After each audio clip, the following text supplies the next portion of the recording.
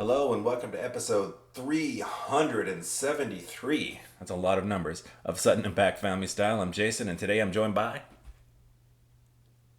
Oh, sorry. Fred Warren and Keaton won. Sorry, I did not practice the opening, so that's on me. That's all right. Jay, how you doing? Thanks for having us. Appreciate you guys filling in. Just a quick update. My dad is out of surgery. He's talking, and so I think we're doing well. I'll keep you guys as minimal update as possible. He'll follow him on Twitter. He's already back on his phone, so there you go. So right now, as we are recording, Game 5 NBA Finals after Boston was down by 48 points in Game 4. It was, the score. It wasn't. It was closer than the score appeared, right? No. No. I wish. No, rough showing. I guess due first thinker. I think 110 in a row. Still haven't seen Tatum at his best. Still really haven't seen everybody together at the best yet. Definitely missed Porzingis that game, but really hoping they can straighten things out here in Game 5. Yeah, it was just really, honestly, it was a lot of the stuff that they had done such a good job in the first three games of stopping, right? Like, they were playing sloppy. They were allowing the alley-oops, and they gave up the corner threes. Really the recipe to success in the first three games, and all that, just went to pot for this game, and it was kind of the worst version. Plus, they didn't seem really to be in it, which is kind of surprising with a guy like, Drew Holiday, who's got the experience. It seems like that, like, kind of that dog mentality. Like, I'm surprised that he would, with the leadership that he has, I'm surprised that the team didn't really respond to that. Yeah. Yeah, I was a little shocked because I feel like, this Boston team, it's been like a 6-year journey, right? Where they have been either in the finals or in the championship game with the Tatum Brown combo. And I just figured they would not let their foot off the gas in the finals when they looked like they were finally going to get over the hump. Yeah, I was with you. I was thinking the exact same thing, especially coming off the series 2 years ago where, like, they had that against Golden State. Yeah. They gave Golden State just a little bit of an opening, and those guys with the championship pedigree just like blew through it and really kind of put everything to rest, So it was hopeful that they were going to learn, but at the same time, it is finals team, and the Mavericks, despite their flaws and as much as the ups and downs of some of the stars in that team, they're still in the finals out of the West, which is a packed side of the NBA. They're a quality team. Yeah. So it's not necessarily a surprise. I will say this. If we went into this series and said, like, hey, listen, you're going to be up 3-1, as Celtics fans, we would have been ecstatic. Oh, of course. Oh, yeah. I think, too, reasons not to overreact, which is hard to, but reasons not to overreact is Horford said after the game that, the Celtics hadn't made any adjustments yet because they had been winning and they've just been playing their same plan from the beginning. And the Mavericks, their whole thing has been they really don't win game ones. He has come out and joked when they did win game one, a couple whatever series, that they don't win game ones. They're all about adjustments, and I think that that's an interesting point that maybe if the Celtics really haven't been changing much, they're going to go back and hopefully make some adjustments after this game. And then I also just think it's really tough to match the desperation of a team down 3-0. Even though Celtics have a chance to close out, win the title that these guys have been chasing for 6 years, I just don't think I just think it's impossible really to match that desperation. And so it'll be really interesting to see how they bounce back in this game. And the good thing for Boston is Kyrie's played terrible in Boston. Typically, the PJ Washingtons, the Derek Lively's don't play as well on the road. And I was thinking if I had to draft players from both teams, Luka would obviously be my first pick. And I think before I get to Kyrie, I think I would take 4 Celtics. I think I would take Brown, Tatum, Holiday, and maybe even Derek White on a consistency night in, night out basis on my team before I take Kyrie. So, they have arguably 4 of the best 5 players.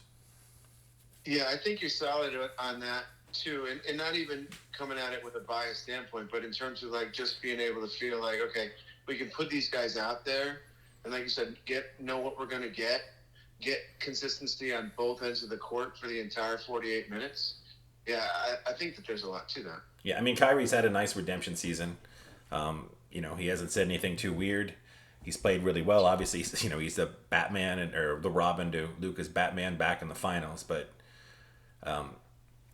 it's just not as consistent as I'd like it to be on a night, on a night in night. I feel like he can dominate more than he is, and it never seems to happen in Boston. So I feel pretty good if I was the Celtics. Yeah.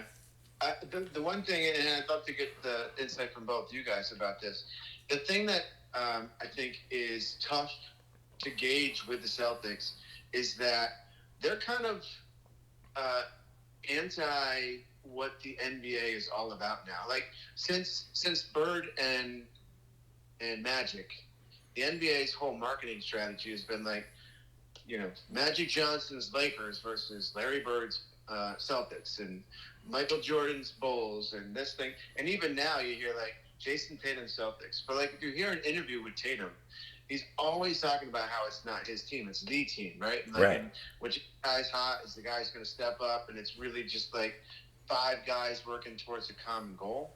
And as somebody who's coached a ton, I love that mentality, but it's really counter to what the NBA wants. And it's funny, the pushback on Tatum in terms of like not being that alpha, not being that dog, because he's like not putting up 35 points every game, but he's comfortable deferring. And I know that there was some stuff for LeBron the first couple years in Miami with that same kind of thing, deferring to Wade. Yeah. But I'm curious to see if you got what your guys' thoughts are on that whole mentality. Well, I mean, they had an historic season this year. They were 76-20, I think, going into the finals. They had the greatest point win. They had like the top 10 point differential. So I mean, statistically, they were incredible. This is, like we said, it's a 6-year journey for this team where they've been either in the Eastern Conference Finals, they've been to multiple finals. Like, it's hard to argue with the results. The only thing that drives me nuts with Tatum is I do feel like while he's certainly capable of hitting like some of those fadeaways and step back threes, like he's way more unstoppable going to the basket, and I feel like he settles way too much. But again, the results are there, so it's hard to complain from the outside, I suppose. Yeah, I think that's a good point. It's just too many step back threes from him. He's so good. He can drive by anybody. He can get a shot on anybody, and it's a bummer to see that he doesn't really take mid-range shots anymore. Yeah. He's really at playoffs. And that's a shot that, him coming into the league was one of the best shots. He could get a pull-up on anybody. You see Durant make a living off of that. Like, he's the type of guy that could absolutely be living in I think Simmons actually calls it the Chris Paul range. And it's like, guys, it's tough to defend there. And I know it's not, today's NBA. I know the Celtics don't like taking a lot of that shot, but sometimes just to get a guy going. It's just math ruining another thing again. And like, Fred's saying, it's great that the Celtics have a lot of guys to go to. They have the best starting five in the game. I don't think you can compete with that. But yeah. I know that sometimes he wants to compete for a top 5 player in the NBA, and at some point you got to take over in the playoffs. Well, having said that, obviously we don't know what's going to happen tonight because, like I said, it's 7:13 or 8:13 your time, so the game has just started. Who is the MVP of the series if the Celtics walk away tonight and everybody plays pretty much the way they played? Is it Jrue Holiday? Brown? I think it's Jaylen Brown. I think it's Brown too. Holiday's got a case though. Yeah, I think it's between those two guys. But the thing that stands out for Brown is that he's just had that mentality of like, we're not going to settle for anything other than 4 wins. Like, you just see it in his body language. He's doing an amazing job defending, even outside of the 3-point arc. Limited his turnovers, which was always his big stumbling block. He's aggressive to the hole. He's making enough threes that force defenders to honor that. Yeah. And I think that he's really just stood out as the best player in this series for me so far. I think so. I agree. Yeah, I think it's definitely up for grabs with the last game. I think that Jrue or Brown could take it. I mean, if Tatum dropped 50 in a win, maybe he could take it. But yeah, I would say I think that Brown, especially offense and defense, even with Drew having a good game, I would say Brown for sure is in the lead right now. Yeah. Well, looking at my YouTube algorithm, the WNBA is getting a lot of love right now. What is your guys' history with the WNBA up until Caitlin Clark? PC, if you will. I'm very much. I think I'm very much a typical American sports consumer, where I could have told you maybe 5 WNBA players, like Lisa Leslie kind of like timeline. Yeah. Candace Parker, the Diana Taurasi, like, you know, some of those really well-known names, Breanna Stewart, those ones who were like amazing in college and then got some ads on TV and stuff like that. But beyond that, I might be able to name like 4 franchises. Like, I just didn't know a ton.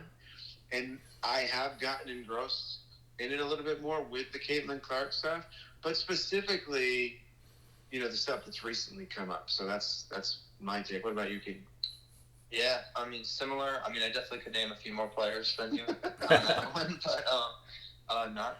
Unfortunately, haven't seen it too much. It's not like it's really too easy to access if you did want to watch it, but haven't followed it too much other than you kind of see people pop up in like the Celebrity All-Star game. There's usually a player from on each team. Right. I don't, the same thing. I just remember like Skylar Diggins, like Maya Moore, and these when I was coming up. And now recently, I think I got into it more when Sabrina Ionescu got drafted, because she was dropping triple doubles all the time in college, and she was very interesting. I thought came to the league and did well, paired up with Breanna Stewart and that team.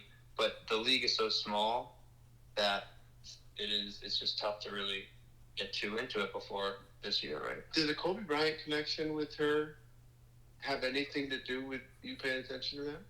If you think back to it? I don't. I think that it was a cool aspect. Yeah. I think that both ways. I think that imagine being a high school, college kid and you had Kobe reaching out to you as a mentor, but the fact that Kobe was also willing to do that and help the girls' game grow, I have a lot of respect for that. But no, I think that she was awesome at Oregon, and especially in that tournament, they didn't end up winning the whole tournament, but it kind of blew up. And I think you and I, we follow March Madness super intensely. So it was one of those things where you couldn't help, even though we were watching men's games, they would still talk about her. At halftime and stuff. So I think then was when a few years back I started picking up on it a little bit more. Yeah, and when I texted you guys about the show, like, to me, Caitlin Clark almost feels like Tiger Woods, where people that all of a sudden didn't care about golf now love golf. And Caitlin Clark seems to be kind of having that effect right now, where there's all sorts of new eyes on it. And I can even see, like, I don't know if you guys have noticed it, but I'm watching, Monica McNutt and some other former WNBA players that are now talking heads, if you will. And there does seem to be it reminds me a little bit of, when you're in high school and you like an indie band and you get mad when other people find them and start liking the same indie band. Yeah. Kind of feels like there's a little bit of that happening right now, where it's like, where have you been? This has always been a great physical game. You should have been here the whole time. And it's like, okay, all right, well, they're here now, so you should be happy. Yeah. But there seems to be a little bit of that, along with a lot of other things happening with the There is that mentality, and I actually see it in the type of work that I do. But this notion of these ladies have been grinding and working hard and wanting to get a little bit of attention and appreciation for the game that they possess and that they love. And yeah, so then to have this one figure come in and all of a sudden everybody's treating her like the next coming of Christ, quite honestly. Yeah. Suddenly all these people have been grinding and working so hard and taking pride in what they're doing. I think there's this mentality where suddenly now you feel like all that hard work and all that grit and grind that you had put in is suddenly devalued. And so you can almost kind of understand the mindset for some of these players where they're like now developing this animosity. But it does definitely seem counterproductive because she's bringing so much to the sport that's going to benefit all of them. Yeah, that was my thought with the Olympics too, because I know they said it was playing time, didn't want to upset her fans, but considering how much better the U.S. is than every other country in basketball, at least now for women's, I mean, it might grow the game in a different way, and the international game will change. But it seems like there's going to be a garbage half, and Caitlin Clark could have gotten plenty of garbage minutes, even if she wasn't one of the best players. And it just feels like you have like they say in professional wrestling, like strap a rocket to this girl's back and everybody just hop on. Like, I would just market her to the moon. Like 4 years from now in other Olympics, that's a different, what happens. You know what happens in 4 years from now. Like, but right now, everyone wants to watch Caitlin Clark. So I would have put her on the Olympic team. And her stats are getting really good now, but she's been in the league for a couple months. So I don't know what to say about it. She's, she is kind of annoying to me, but I do respect her game. Jay, I agree with the Olympic team thing, and same thing with the men's team, where I feel like I think from the men or from the women's teams, people putting the team together, their perspective is that they didn't want the distraction, and then it's also like they just want to win. They're going for a record, consecutive world championships in a row, right? Yeah, I think 6. Right, and I think that Taurasi's also going for 7. Yeah, something like that. Yeah. Something crazy. I think that they're just like, this is more her team. We're going with the best players that we possibly put together. No distractions. And then their point of view, like, I think you could argue that Clark is better than any of the 12 players. But I'm with you guys. I mean, 12 players. Only 5 players are on the court at a time. All those 12 players are all-stars, even for MVPs and stuff, so they're not going to love not playing or coming to the bench. Why not mix it up, add a couple younger players, have them learn from the best players in the world or in their country, and you're also going to have a little bit more of like a real roster where like, hey, Clark, she's probably not going to be pumped about only playing a few minutes, but at least she's playing for representing Team USA. She's getting to play under Asia Wilson and these incredible players that are still better than her. Yeah. And it's a great learning. It's with you're still bringing those viewers that are still watch her, even sit up the bench more, play a couple minutes. I mean, they let Christian Laettner on the original Dream Team, so he didn't deserve to be there. Yeah. What was it? It was the college guys on the original Dream Team, Laettner and. Were there 2, or was it just Laettner? I thought it was just Laettner. Maybe I'm wrong. No, it was just Laettner. I'm trying to think who. Oh, Shaq was the other guy that could have been on that team. Yeah, you left off Shaq for Christian Laettner. And then guys like Dominique Wilkins and some other people that probably should have been like the 12th man on the Dream Team, given all the love and hype and McDonald's ads, but it was Laettner.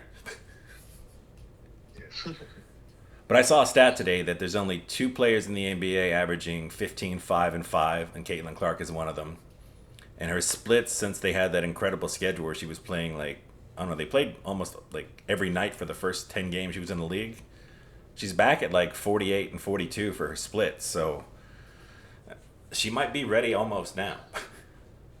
Yeah, and not just the number of games they had in that first month, but the teams that they were playing, they seemed to be playing the top teams. I know they opened with the Sun, but I think one of the other things too that's just remarkable is the support that she's getting in every arena. We talked to somebody who went to see her play the Sun last week. The stadium was sold out. Ticket prices were 5 times what they used to be. Wow. I heard somebody had gone to see them in Los Angeles. They had sold out that arena.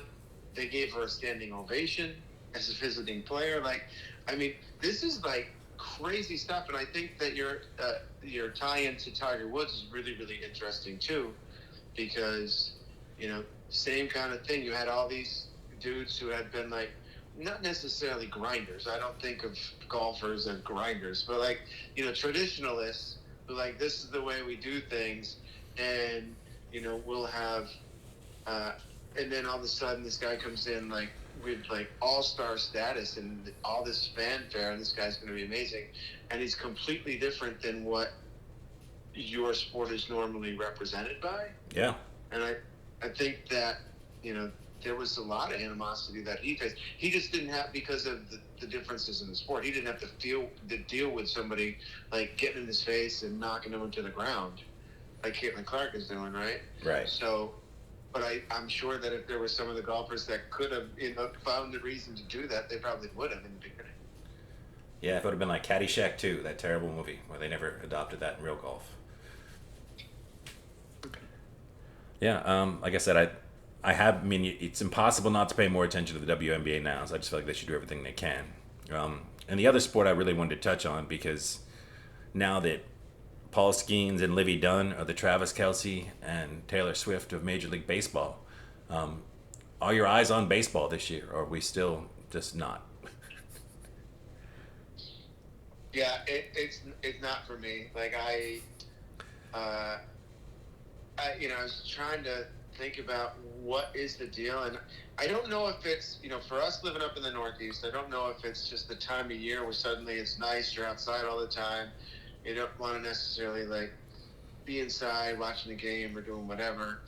But I really think that it's the pace of play for me. Even with the changes they made, we went to a game in Fenway a couple weeks ago. Game flew by. It was an awesome game. A couple home runs, some great defensive plays, different things like that made the game entertaining. 7th inning stretch before we knew it. 9 innings are in so much faster. But I think that's because of having the experiences of the old style of game where it was like a 3-hour game. This now like 2 minute, 2 hour, 15-minute version is awesome. But I still think that, like, in comparison to some of the most popular sports in the world, like soccer, basketball, maybe even football you could add in, like the time in between the action just makes it one of those things where you're like, okay, I don't know if I'm going to invest my time. It's not as entertaining for me, I think, is what I was realizing. I'm not sure. Yeah. I actually was really excited going into the year. I would say that in recent years, hasn't been not my favorite sport, but as the season goes on, it kind of fades out. I was really excited going into this year. I think that they're doing a good job of getting younger, good players in the league that have a chance to be ready, and they're marketing them pretty well. Like, maybe a little bit too much in terms of, like, Jackson Holiday kind of was hyped up a little bit too much for some people's liking, I remember, but especially for his start that he had. Yeah. But some of the guys coming in, the Rangers had like Wyatt Langford was a big name coming in. Skeens in the draft was a huge name. He's already up at the majors and he looks great. I think that for me as a fan, one of the big draws to the NBA and to basketball for me is the high school game, the college game, and the draft process, and scouting and everything. And it's cool to kind of see some of that in baseball because you hear about how analytical baseball is, and it's been exciting to kind of see some rookies under the age of 27 come into the league. Yeah. Now, it's been a little bit tough as a Red Sox fan, I think, this year because nobody's really happy with ownership. The team's really middle of the road. But like Fred said, we went to a game a couple weeks ago, and I actually thought that it was extremely entertaining. It felt like it flew by, even though it was still 2.5 hours. We got a little bit of everything. We got lucky with good weather, but I was really pleased with how the game looked. Now it's hard to beat Fenway, but I unfortunately still have kind of phased out as the season's gone on in terms of paying attention to it as often. Yeah, I was thinking about, like, tying in everything. Like, when you watch Luka, you're going to get to see the great Luka game. If you went to the finals for 4 games, you're going to see 3 great Luka games. Caitlin Clark, we talked about, like, she's going to put up 20 shots a night. She's going to go off a couple nights, right, for 30 points, 7 threes, whatever she's going to do. Whereas even if you went and saw Shohei Ohtani play 4 games in Boston, he could go, 3 for 13, 3 singles, and not participate in the field, on more than 4% of the plays, and that's all you get. You don't really get to see the greatness of stars consistently, right? To the same extent that you do in the other sports, I guess. Definitely. It doesn't have that everyday star factor. And in some of those sports, NBA specifically, usually football, the best stars are showing up every day. Yeah. And yeah, you could pay good money to go see 2 games, catch a weekend series, and go to see the Braves and see Acuna and Albies and all these guys and see guys struggle. Just how it works out in 2 games. Yeah, or like you said, go 1 for 4 with a single, and it's that was a decent game, but I mean, it wasn't. You're not seeing it's hard to display all the greatness in that sport as opposed to some of the other sports, I suppose.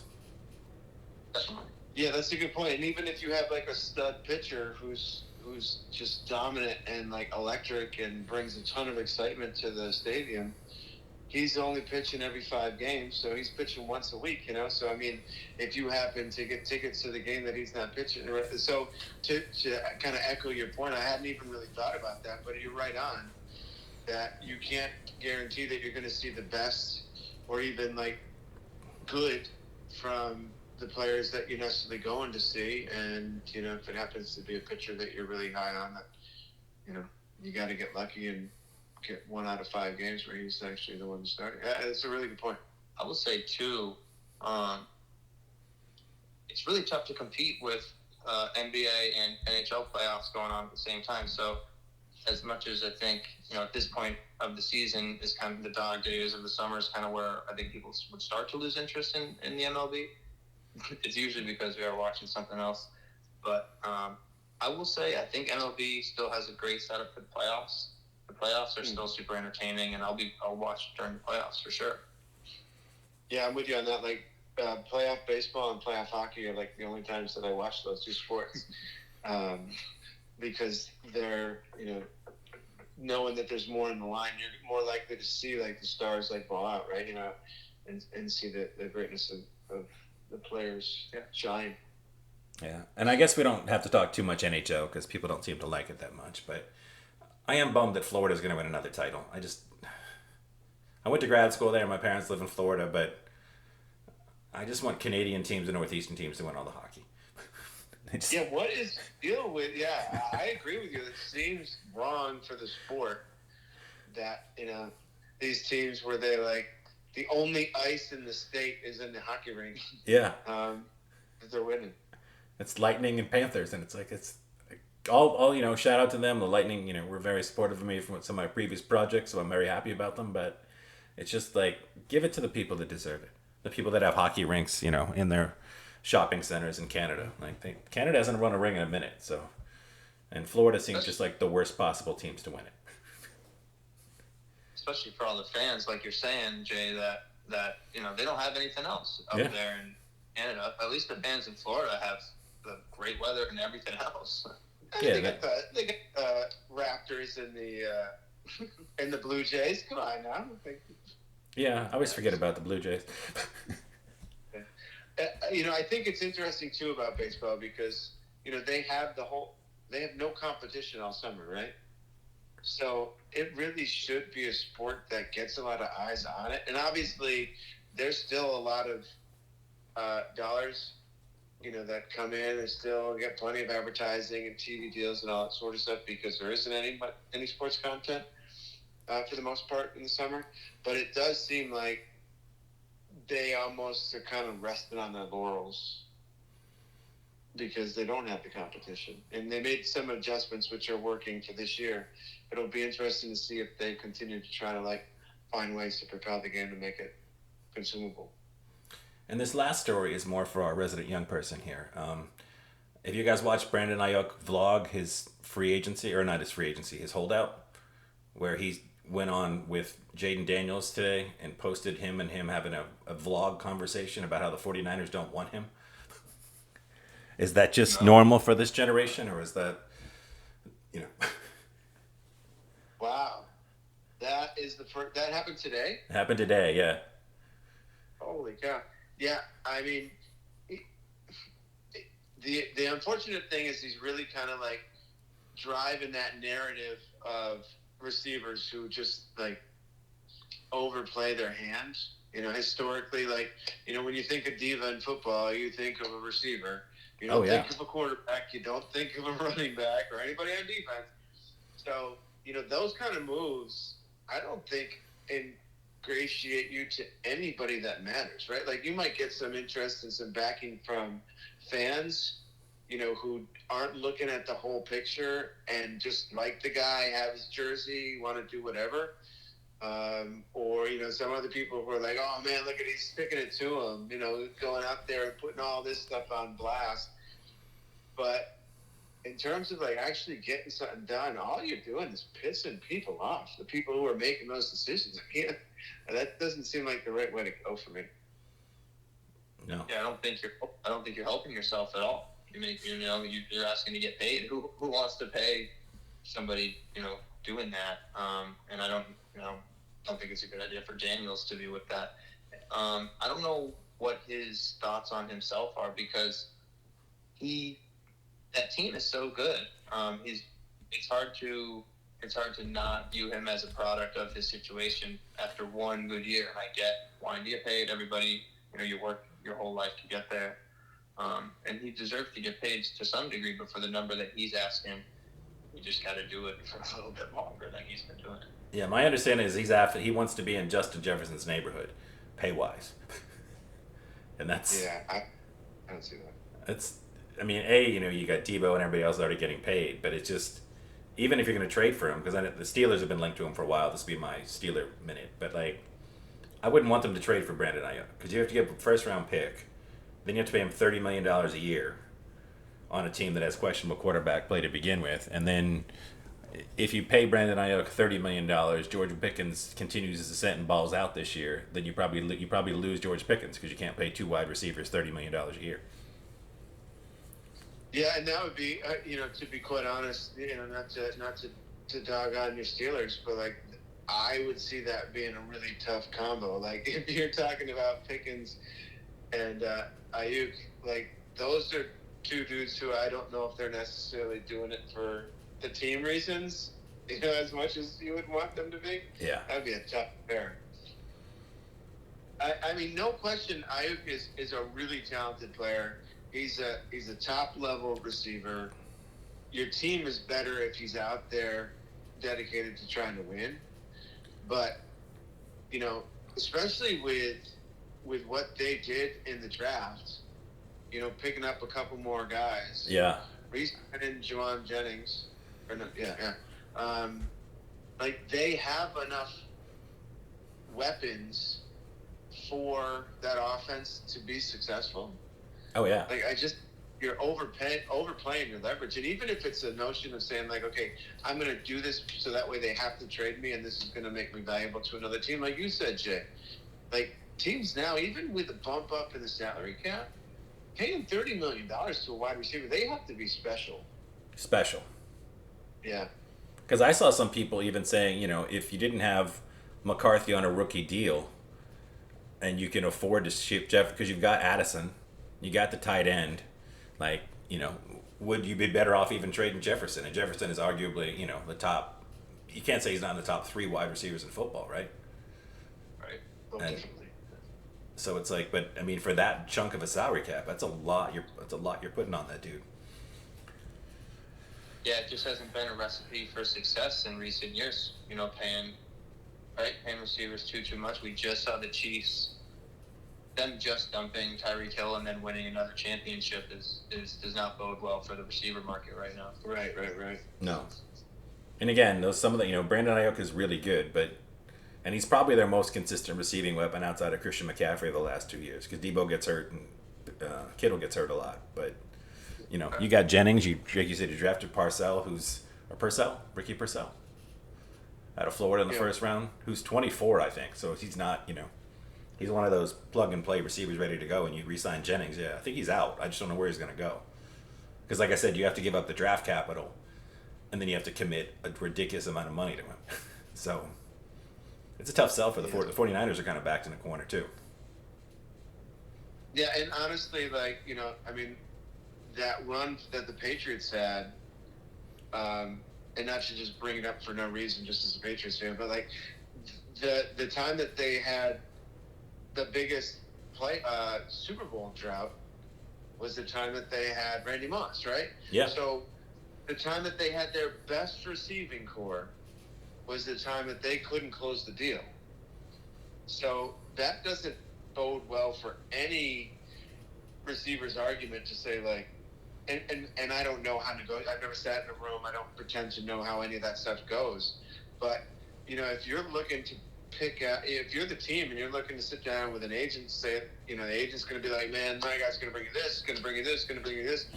You just have example after example of, like, teams that, like, hey, name me a receiver on this team that won the Super Bowl. Name me a receiver on this other team that won the Super Bowl. Like, some of them you can't.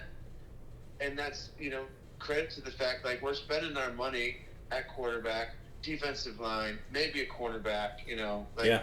These are spots where we got to spend the money to really compete for a championship. It's crazy. Just crazy. But, I mean, honestly, like, the contracts nowadays, I don't know what you guys think. It's getting, you know, so did you, we were talking about this the other day. So with Shea, jumping back to the NBA, with Gildas Alexander getting an All-Pro nod, there's something that came out where now he's going to qualify for some insane level of contract in 2030. It's something like, I thought that I had heard $80 million a year. Yeah, I think that's true. Well, Dak Prescott, I mean, in the NFL, he won $60 million a year, and you saw what Trevor Lawrence just got. So I mean, like 55. Yeah. Yeah, I mean, the Cowboys. Speaking of contracts, you got CeeDee Lamb, Micah Parsons, and Dak Prescott all want new deals, and they all want to be paid at the top of their position, and you can't do all that, right? Just awesome. Yeah, it is impossible if you're going to have anybody else on the field. Yeah, I wonder if this, you know, I wonder if sports, you know, some of the main sports are kind of headed for that same point of, like, the real estate market, you know, where people talked about that big bubble that was, like, getting ready to burst. Yeah. And you just wonder if some of these pro teams are just going to basically, certainly they won't speak to collusion, but you just wonder if owners from these leagues are going to get together and be like, we're done with this. Because it's getting, where is it going to end? I don't know. Yeah, it's absurd. It's a good question. Yeah. Well, I think that was a pretty good first show. And the Celtics game just started, and they're up 2-0. Woo! All right. Yeah. So we will be back next week. We'll talk NBA Finals. We'll talk NBA Draft. And then whatever else comes up in the week. So thank you guys for filling in. They'll be filling in for the next couple of weeks. And we're out.